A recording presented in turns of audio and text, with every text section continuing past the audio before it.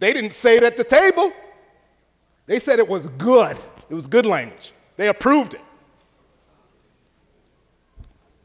A lot of people are talking from their prepared statements.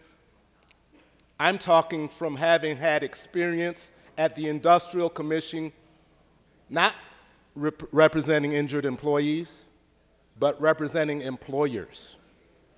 I'm one of the few people in this General Assembly who could talk with that type of experience.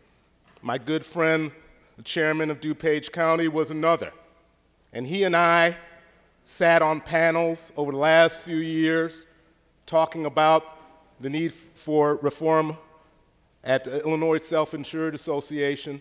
So I don't come to this just as a legislator giving talking points. I come to you as a lawyer who has in the past represented employers at the Illinois Industrial Commission. So I'm not just talking off of talking points. I'm talking about real reform here. A lot of mention has been made of soup. Well, soup would be passing a bill for Caterpillar, for one employer. I've never been a big fan of soup. I like a lot more in my meal. I like gumbo. And gumbo would be passing a bill for the many major employers in the state of Illinois. Employers represented by the Joliet Chamber of Commerce, who's supportive of this bill, by the Chicago Chamber of Commerce, who's supportive of this bill. Anybody heard of United Airlines? That's one of our major employers in the state. They're supportive of this bill. American Airlines, PepsiCo, the Illinois Restaurant Association, the Hotel and Lodging Association, the Illinois Retail Merchants Association, the Illinois Manufacturers Association, the Illinois Municipal League, the County of Cook, the City of Chicago, Metro Counties, Ford Motor Company, anybody heard of them? Hyatt, Navistar, Marriott, Will County, Illinois Auto Dealers Association, Illinois Food Retailers Association. I can go on and on and on. That's a list that makes up most of these employers in the state. There are a lot of other chambers of commerce.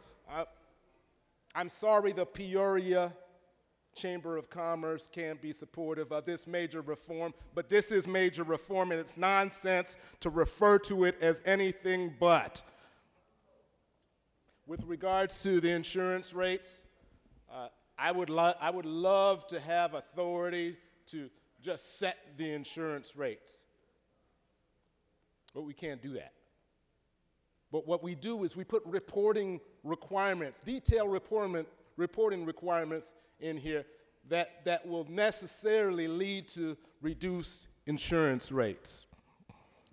Ladies and gentlemen, this is more than a step in the right direction. This is major reform, and you all cannot deny that. And I refuse to accept the characterization of this as just a step in the right direction. That's political speak. This is major reform. I want to thank Greg Bass and David Veit in particular, and John Carpenter from the Chicago Chamber of Commerce, because they were at the table. I at one point locked the door. I said, nobody's leaving this room. We're gonna put forth a bill with real reform. And that's what we have done. And we had the labor and we had the trial lawyers who represent legitimately injured employees. And as we seek reform, we have to keep in mind why a workers' compensation system was put together in the first place. Because we did not want people to just go to the court system.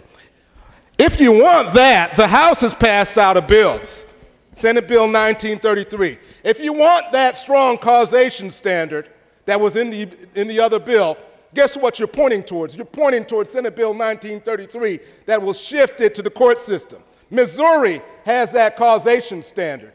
And guess what the Missouri Supreme Court says? Somebody denied relief by their Workers' Compensation Commission can go to their court system. Well, that's Senate Bill 1933.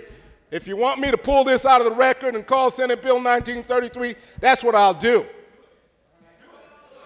That'll increase the cost, if that's what you want. But I refuse to accept this as a characterization of something that's not real reform, because that's just a lie.